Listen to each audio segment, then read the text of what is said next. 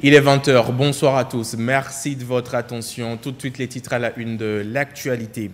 Le Togo enregistre la meilleure performance en matière d'indice de développement durable dans l'espace UEMOA. Tout ceci grâce aux nombreux programmes mis en place par le chef de l'État, Faure Eswazimna Gnassingbé, ces dernières années. Les facteurs qui ont milité en faveur du pays pour l'atteinte de ce score à suivre en début de ce journal. Hier jeudi, le président de l'Assemblée nationale, Séventé Pekodjo Adedje, a pris part à Nouakchott à la cérémonie d'investiture du président mauritanien Mohamed Ould Cheikh El Ghazouani, réélu pour un second mandat. Le président de l'Assemblée nationale y était au nom du chef de l'État, Faure Eswazimna Gnassingbé. Et puis désormais, les jeunes entrepreneurs pourront facilement créer leurs entreprises. C'est grâce à ADAS, une application digitale lancée par le Fonds d'appui aux initiatives économiques des jeunes FAEJ. Le fonctionnement de l'application et les avantages qu'elle présente à découvrir également dans ce journal. Voilà pour l'essentiel. Oui, bonsoir à tous. Vous suivez le 20 h. Ces dernières années, le Togo a progressé sur la voie de la réalisation des objectifs de développement durable. Le pays enregistre la meilleure performance de l'espace UEMOA en matière d'indice de développement durable. Quels sont les facteurs qui ont milité en faveur du pays pour l'atteinte de ce score? Les réponses dans ce dossier de Carmen Madjakako.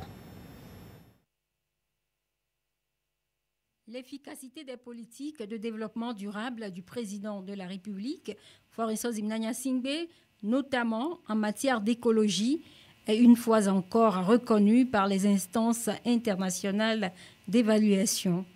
Selon le rapport 2022 sur l'indice de développement durable IDD, rendu public en juillet dernier, le Togo enregistre une progression remarquable avec un score indice de développement durable qui s'établit à 0,589 en 2022 contre 0,587 en 2021.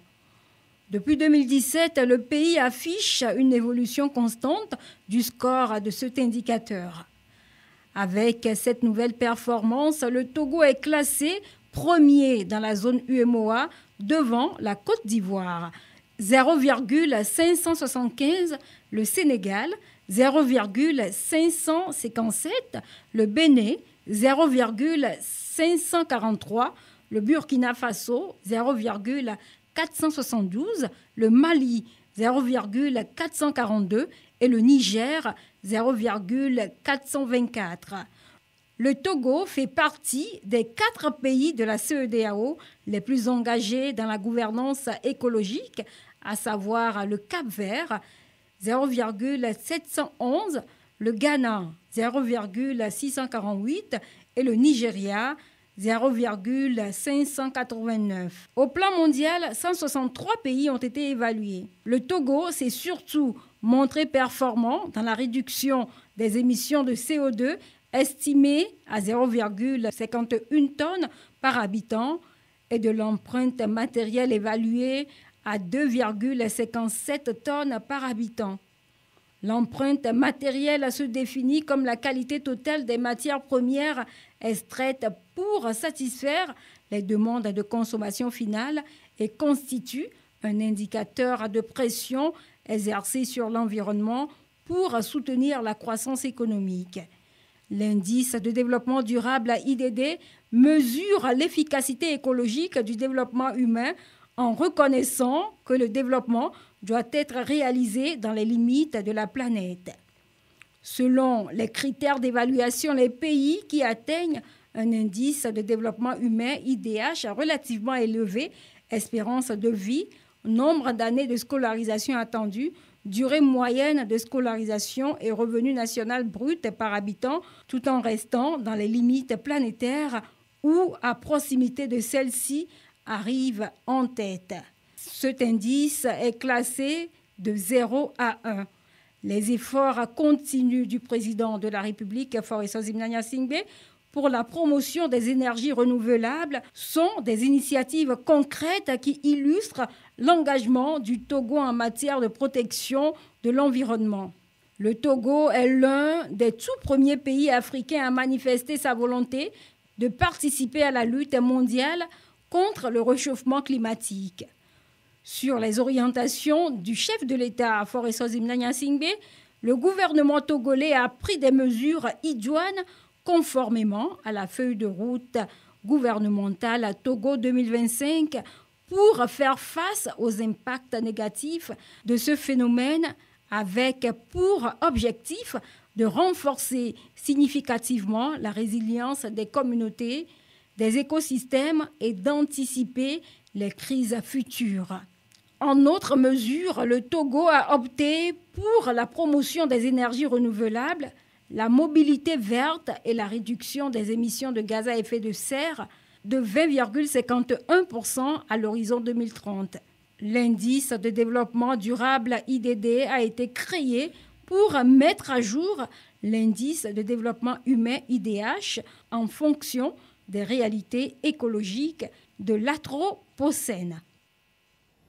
Rendons-nous à présent à Nouakchott, en Mauritanie, où le président de l'Assemblée nationale, Sévon Tepe Kodjo Adedje, a pris part hier jeudi, au nom du chef de l'État, Faure Essozimna Gnassingbé, à la cérémonie d'investiture du président mauritanien Mohamed Ould Cheikh El Ghazouani.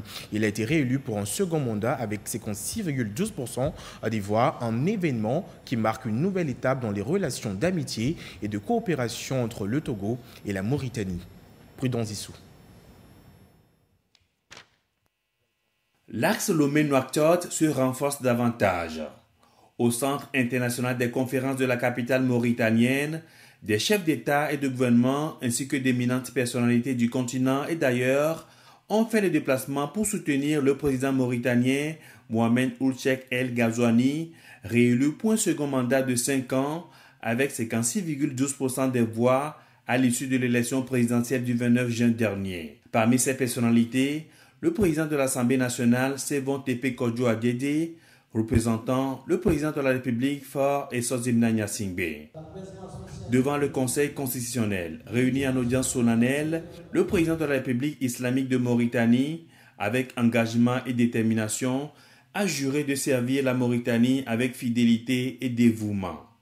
Après son serment, le président investi a reçu la plus haute distinction du pays des mains du président du Conseil constitutionnel, Diallo Mamadou Batia, avant de décliner le nouveau chantier de développement à l'agenda de son nouveau mandat à la tête de ce pays d'environ 5 millions d'habitants pour redonner confiance et espoir aux Mauritaniens. La poursuite des projets sociaux, la protection des citoyens, la lutte contre la corruption et le renforcement de l'économie font partie de ses priorités. Après ce cérémonial, place au rituel de félicitations et de soutien au président réélu qui est aussi président en exercice de l'Union africaine. Au cours de cette cérémonie, le président de l'Assemblée nationale a transmis les chaleureuses félicitations du chef de l'État Faure Essozimna Gnassingbé à son homologue de la République islamique de Mauritanie.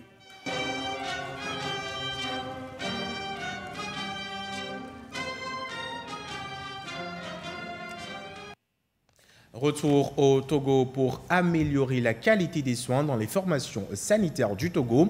Le ministre de la Santé et celui de l'accès universel aux soins ont réceptionné un important lot d'équipements médicaux grâce au projet REPSRU et Sécu, des programmes mis en place par le chef de l'État, Faure Essozimna Gnassingbé. Ces équipements seront déployés dans 160 formations sanitaires à travers le pays. La réception a eu lieu hier jeudi sur le site de la plateforme industrielle d'Adetikopi.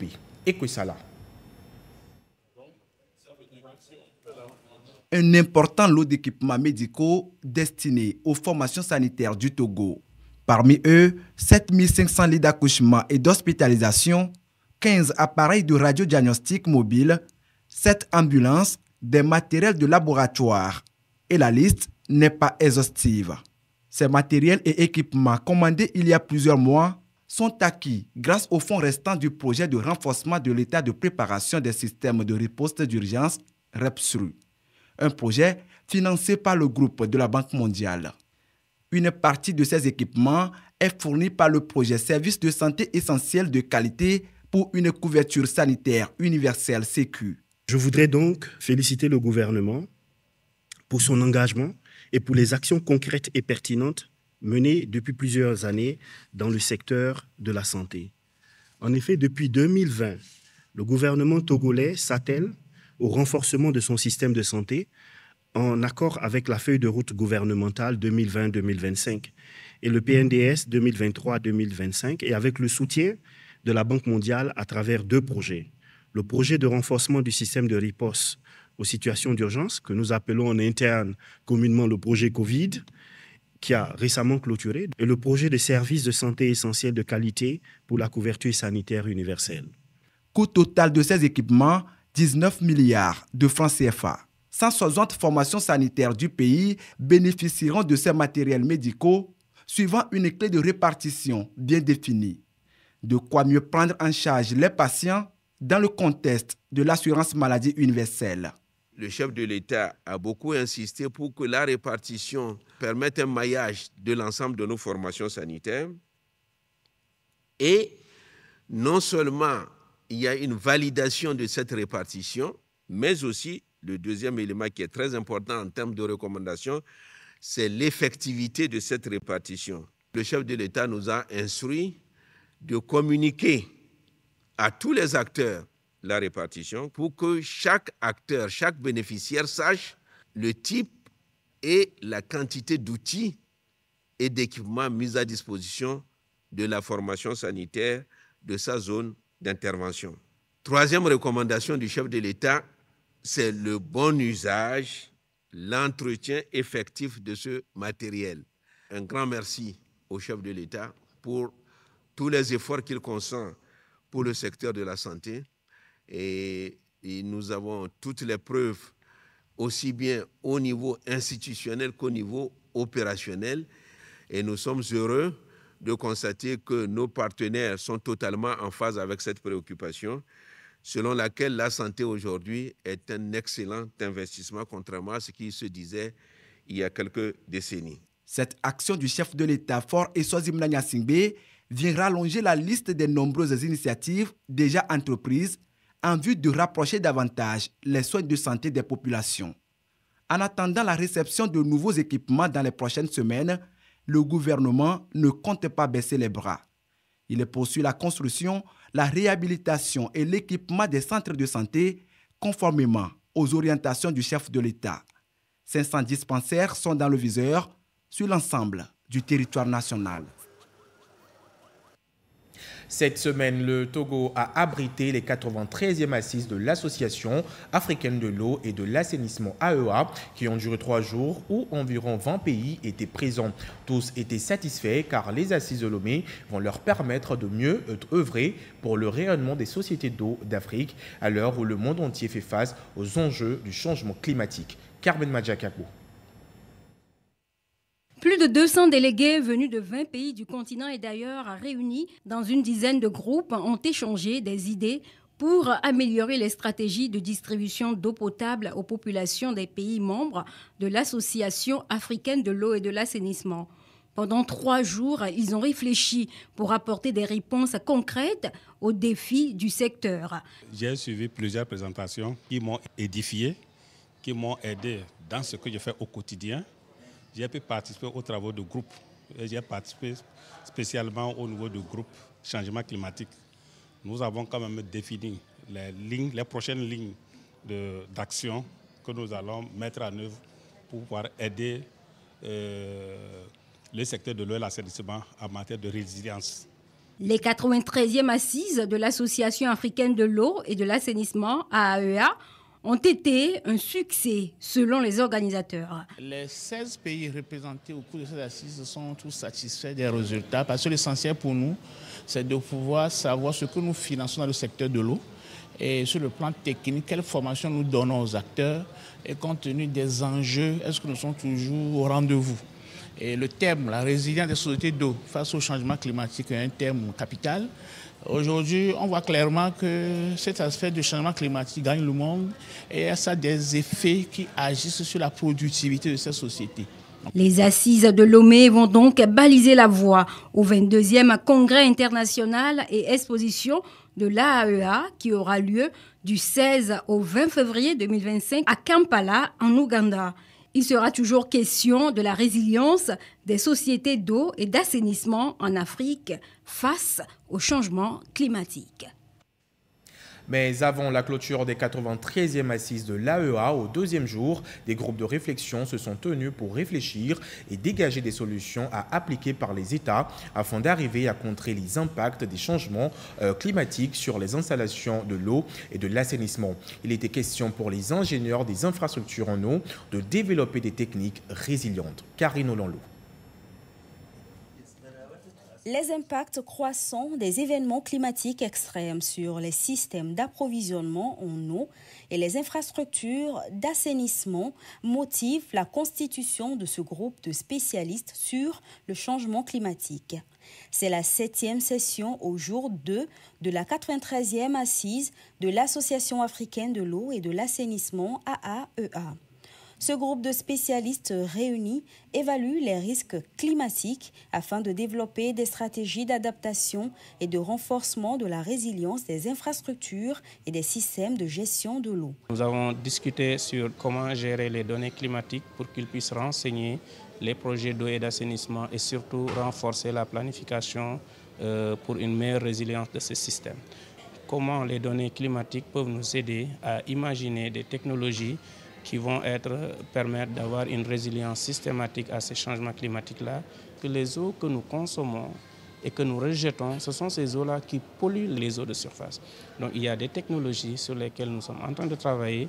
C'est juste pour dire qu'une action climatique pour l'assainissement doit intégrer un nexus, donc une liaison avec plusieurs secteurs. Et c'est en faisant cela que nous, notre activité aura de la valeur et pourra être amplifiée.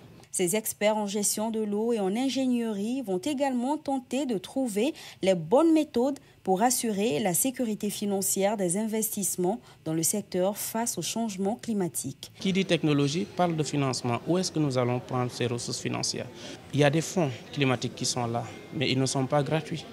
C'est des fonds qui donnent des grants, comme on dit des subventions aux États pour se préparer, mais les investissements lourds sont faits sous forme de crédit. Parallèlement, il y a des options que les États peuvent explorer. Et par ricochet, on peut financer toute la chaîne de traitement des eaux usées, de traitement des déchets plastiques. Et ça va nous permettre de protéger nos ressources en eau et également améliorer notre résilience. Ce groupe d'experts, au sortir de leurs réflexions, proposeront des approches de solutions sous forme de recommandations. Les États membres de l'Association africaine de l'eau et de l'assainissement pourront s'en servir pour atténuer ou réduire un tant soit peu ces impacts. Et sur le site où s'est tenue ces 93e assises du Conseil scientifique et technologique de l'AEA, plusieurs stands ont été dressés, des espaces aménagés qui ont permis à plusieurs sociétés et firmes présentes de montrer au public leurs produits et services. La visite de ces stands, c'est avec Carmen Madji à Kako. Plusieurs sociétés se sont aujourd'hui engagées à accompagner les secteurs de l'eau et de l'assainissement en Afrique. Aux 93e assises du Conseil scientifique et technologique de l'Association africaine de l'eau et de l'assainissement, plusieurs sociétés sont présentes pour faire découvrir au public leurs produits et services. Tipec, c'est la société industrielle de produits plastiques et chimie. C'est une entreprise donc spécialisée dans la production et la commercialisation de tubes. Aujourd'hui, vous voyez l'impact de l'environnement sur l'eau. Donc, on essaie un tant soit peu d'avoir des produits qualitatifs qui répondent aux normes internationales et aux normes alimentaires. Donc, d'où les certificats et les attestations de conformité sanitaire de nos produits aujourd'hui, qui respectent aujourd'hui le système de production, mais d'environnement. La société Interplace, nous sommes fabricants des tuyaux en plastique, des tuyaux en PVC et des tuyaux en PHD. Nous sommes une société qui est affiliée à l'AEA, donc partout ils vont, nous les accompagnons. Nous sommes présents aujourd'hui sur Lomé pour une fois de plus montrer notre savoir-faire à la T2 et aux autres entreprises qui participent à cet événement et leur accompagner en leur apportant les solutions complètes sur leurs projets en termes d'eau potable, en termes d'assainissement. Plus d'une dizaine de stands sont dressés. Parmi eux trône celui de la Togolaise des eaux TDE. Nous y sommes avec notre projet clé, phare aujourd'hui, qui est le compteur après paiement. Ce compteur qui permettra à chaque abonné de maîtriser leur budget de consommation. Et vous avez la possibilité de l'avoir comme on obtient un branchement ordinaire, et en allant dans une agence et en remplissant les conditions. Et l'avantage, c'est que là, vous aurez acheté des crédits directement, soit par la poste, soit par T-Money pour le moment. Et vous avez un code que vous allez charger directement via une commande. Une approche résiliente nécessite des investissements dans des technologies robustes et adaptatives comme les systèmes de gestion intégrés des ressources en eau. Toutes ces sociétés présentes se disent prêtes à accompagner les pays de l'Association africaine de l'eau et de l'assainissement afin qu'ils puissent renforcer les capacités institutionnelles et techniques des opérateurs du secteur en vue d'anticiper et de gérer efficacement les crises liées à l'eau et à l'assainissement. Nous poursuivons ce journal avec la suite des tournées des députés du Parti UNIR, Union pour la République. Ils ont profité de l'intercession pour exposer aux populations d'Agoué, niveau 1, les évolutions découlant de la nouvelle constitution. Plusieurs autres sujets ont été également abordés. Gisèle Kozona. Un accueil chaleureux réservé aux parlementaires du Parti UNIR à Agoué-Nivé 1. Les populations se réjouissent de cette tournée des parlementaires entamée depuis un moment. Après avoir exposé les évolutions découlant de la nouvelle constitution et l'avantage du régime parlementaire, l'assistance a échangé avec les députés sur plusieurs sujets d'intérêt commun. Santé, hygiène, assainissement, éducation et bien d'autres. J'ai eu à poser la question de savoir la 5e République, qu'est-ce que ça apporte à la jeunesse. Ils m'ont expliqué que depuis, on a toujours dépensé de l'argent pour faire des élections présidentielles, mais c'est l'occasion aujourd'hui pour la jeunesse de bénéficier des avantages qui faisaient qu'on dépensait de l'argent uniquement pour les élections présidentielles.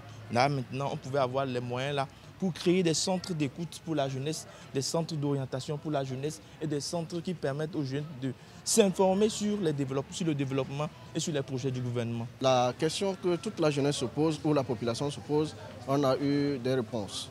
Dans les années à venir, on aimerait que ça soit comme ça. Nous sommes très ravis de cette initiative de la part de nos députés. C'est nous qui les avons élus, donc c'est tout à fait normal qu'ils viennent s'enquérir de nos nouvelles, recevoir nos doléances, nos préoccupations et qu'ensemble on trouve une solution pour nos problèmes dans la paix et dans la sérénité.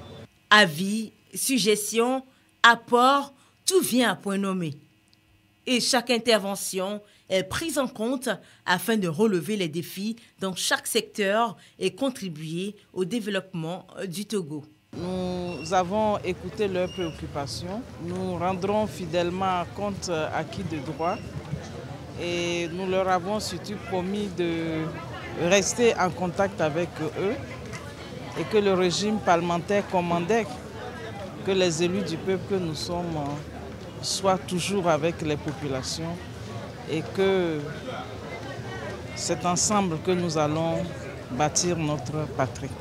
Il y a eu des questions de tous ordres, des questions relatives à la nouvelle constitution, au régime parlementaire, notamment les avantages que nous en tirons, et des questions relatives au développement des différentes communes.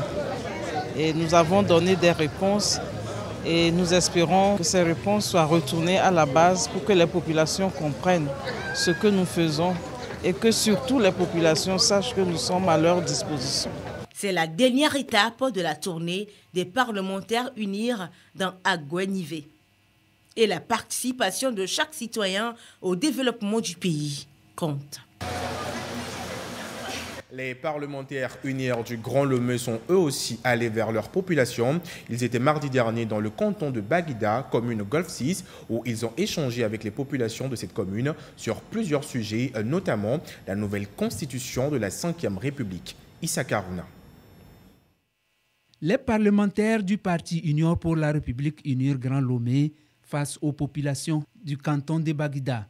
Le sujet principal au centre des échanges, la nouvelle constitution et la mise en place des institutions prévues dans le cadre de cette constitution. Ils ont voulu comprendre les dispositions transitoires permettant de passer en fait concrètement à cette 5e République avec de nouvelles institutions comme le Sénat qu'on va bientôt installer, le président du Conseil des ministres qui sera aussi élu après l'installation complète du Parlement, ainsi que le président de la République. Ils se sont aussi intéressés à la cherté de la vie dans notre pays, mais je pense qu'ils ont compris que le gouvernement et le président de la République faisaient de grands efforts pour subventionner les prix afin de permettre à chaque Togolais de vivre bien.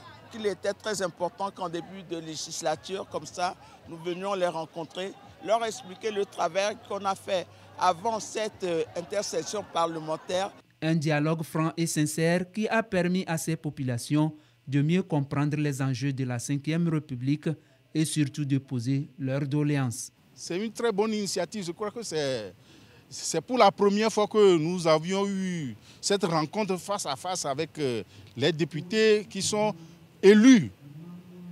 Avant, ce n'était pas possible. Et en tant qu'acteur de développement, en tant que conseiller municipal, nous allons continuer la sensibilisation, nous allons continuer la pédagogie pour expliquer à fond ce que nous avons reçu.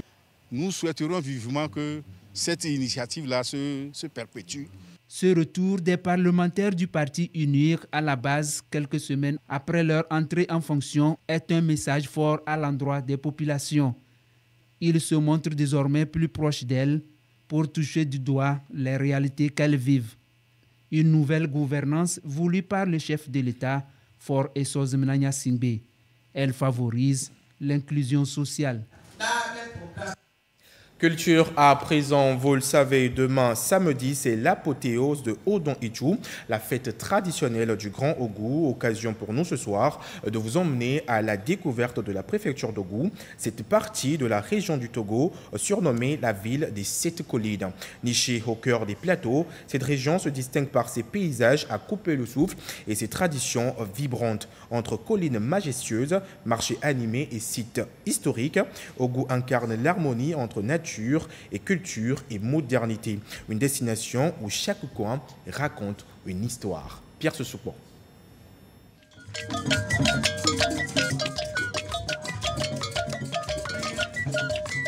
Ogou, une préfecture nichée entre monts et collines. Un véritable joyau géographique de la région des plateaux. La ville aux 7 collines, comme on l'appelle, se distingue par ses paysages à couper le souffle. Imaginez-vous grimpant ces collines au lever du soleil, profitant d'une brise fraîche tout en admirant la vue panoramique spectaculaire qui s'étend à perte de vue. Perché à une altitude de 600 mètres, l'Ogou offre un spectacle naturel époustouflant. Les bureaux de la préfecture de l'Ogou, situés dans un bâtiment colonial restauré, sont le symbole de l'administration et de la gouvernance locale. Le bâtiment, avec ses façades élégantes et ses jardins bien entretenus, reflète l'importance administrative de la région.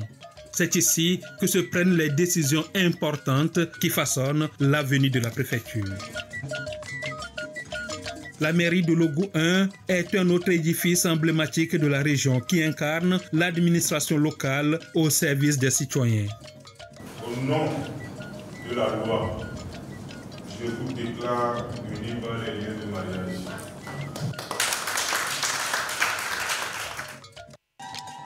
L'âme de l'Ogou réside dans cette tradition colorée et vibrante. Les habitants sont fiers de leur patrimoine culturel riche, célébré à travers des danses envoûtantes et des festivals animés. Les marchés locaux sont des lieux animés où l'on peut sentir, goûter et acheter. Atakpamé, dont les origines remontent à plusieurs siècles, est une ville chargée d'histoire. Jadis considérée comme une cité refuge en raison de ses collines, elle a su préserver son charme authentique. L'économie de la préfecture repose sur plusieurs secteurs essentiels. Dans la zone urbaine et périurbaine, le commerce et l'agriculture sont les principales activités économiques. Les marchés locaux et l'artisanat sont animés et proposent des produits uniques, reflets de la créativité locale. La culture du coton complète les ressources agricoles de la région, faisant de l'Ogou un lieu où la nature et l'économie se rejoignent harmonieusement. L'Ogou a abrité des sites touristiques remarquables. Ici, le barrage de Nangbeto sur le fleuve Mono est bien plus qu'une infrastructure hydraulique. Ce barrage, construit dans les années 80, joue un rôle crucial dans la production d'électricité, alimentant non seulement la région des Plateaux, mais aussi une grande partie du Togo et du Bénin. Le site est également une zone de pêche florissante où les communautés locales trouvent une source de subsistance durable. Là, ce sont les ruines de Kamina, vestiges du premier centre émetteur de télégraphie sans fil transcontinental installé par l'armée allemande. L'un des grands rendez-vous de cette partie du Togo, c'est bien Odon Itcho, la fête des ignames, marquant la récolte et la consommation de ce tubercule sacré. Moment unique pour ne pas manquer la danse des échasses. Au cœur de l'Ogou se trouve le carrefour d'Agonou, un véritable centre névralgique à l'allure d'un centre commercial dynamique. Les étals colorés, débordant de fruits frais, d'épices, créent une atmosphère vibrante et accueillante. C'est un lieu où l'on peut ressentir l'énergie de la ville et faire des emplettes dans une ambiance authentique. À quelques pas de là se dresse la majestueuse cathédrale d'Atakpamé, un édifice imposant qui raconte l'histoire spirituelle de la région dans une atmosphère de sérénité et de recueillement. Dans le Grand Togo, les terrains de foot sont des lieux où des jeunes se rassemblent pour s'entraîner, rivaliser et surtout rêver. Le football n'est pas seulement un sport ici, c'est une passion partagée, un moyen d'expression et une école de vie qui enseigne la discipline, le travail d'équipe et le respect. La nouvelle voirie de la préfecture a véritablement métamorphosé le visage de la région. Cette infrastructure reflète la volonté des autorités locales de dynamiser l'économie tout en améliorant le cadre de vie des habitants. La route serpentée du contournement de l'Ogou est un chef-d'œuvre d'ingénierie qui s'enroule gracieusement autour des collines de la région. Chaque tournant dévoile une vue différente, faisant de chaque trajet une découverte en soi. Ogou n'est pas seulement une destination de découverte, c'est aussi un lieu d'accueil chaleureux. Les visiteurs peuvent se détendre et se ressourcer dans des complexes hôteliers qui proposent un cadre luxuriant ainsi qu'une diversité de loisirs vous promettant de vous plonger dans la tranquillité de la nature. Chaque année, le Grand Togo s'anime pour la grande fête de retrouvailles, Odon Itcho. Cette célébration est un moment fort de l'année, rassemblant les habitants autour de festivités riches en couleurs et en émotions. C'est l'occasion pour tous de se reconnecter avec leurs racines, de partager des souvenirs et de renforcer les liens communautaires. Odon Itcho est une véritable vitrine de la culture et de l'hospitalité togolaise. Elle propose une expérience inoubliable à tous égards.